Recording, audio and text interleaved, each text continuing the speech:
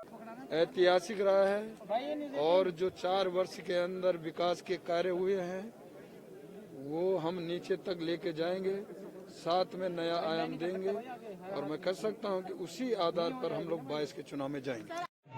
तीरथ सिंह रावत को त्रिवेंद्र सरकार के काम अब ऐतिहासिक नजर आ रहे हैं, लेकिन सवाल ये है कि अगर त्रिवेंद्र सिंह रावत ऐतिहासिक काम कर रहे थे तो फिर उन्हें मुख्यमंत्री पद से क्यों हटाया गया? सवाल बहुत गंभीर है, लेकिन जवाब भारतीय जनता पार्टी देना नहीं चाहती। अब जबकि तीरथ सिंह रावत आगे बढ़ रहे हैं, लेकिन इस आगे बढ़ने की कड़ी में उनके साथ भी वही चीज़ें जुड़ रही हैं जो त्रिवेंद्र रावत पीछे छोड़ कर गए थे। त्रिवेंद्र की कैबिनेट के जो साथी कांग्रेस से आए हुए थे, वही साथी अब तीरथ सिंह रावत ने भी अपने साथ रख लिए हैं।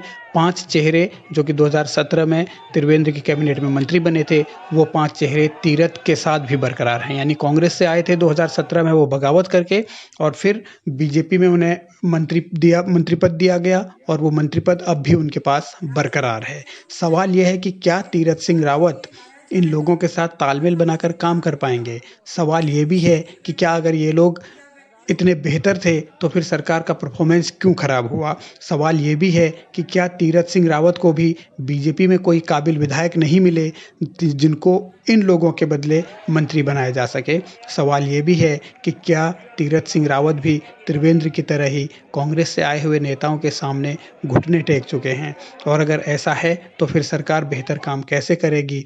और जो खामियाजा त्रिवेंद्र सिंह रावत ने भुगता, वो खामियाजा तीरथ सिंह रावत नहीं भुगतेंगे, ये कैसे समझा जाए? और इन तमाम पहलुओं के बीच, क्योंकि राज्य में अब चुनाव 2022 में होना है और वो चुनाव कैसे होगा, किन रूप में होगा, किन चेहरों के दम पर होगा, ये तो बीजेपी ने तय कर लिया है। लेकिन क्या जो कैबिनेट तीरथ सिंह रावत ने बनाई है वो परफॉर्म कर पाएगी? उम्मीद की जा रही थी कि कुछ युवा चेहरे आएंगे, लेकिन हुआ नहीं ऐसा।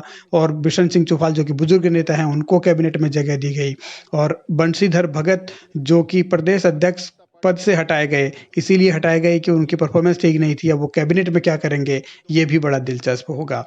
और ऐसे सवालों के बीच ही अब सवाल तीरथ सिंह रावत की नेतृत्व क्षमता को लेकर भी है कि वो आगे कैसे बढ़ेंगे, किस तरीके से बढ़ेंगे, काम कैसे करेंगे, और क्या जो त्रिवेंद्र रावत के ऊपर दाग लगा था उस दाग को वो धो पाएंगे, और क्या आगे बढ़ते हुए राज्य को विकास की रफ्तार दे पाएंगे, और क्या जब 2022 में चुनाव होगा तो वो सत्ता में भारतीय जनता पार्टी को वापस ला पाएंगे? क्योंकि कांग्रेस से आए हुए जिन नेताओं को उन्होंने अपनी टीम में रखा है, वो अक्सर शिकायत करते रहे, फिर चाहे वो हरक हों, यशपाल हों, या फिर सतपाल महाराज हों, या फिर रेखा आर्या हों।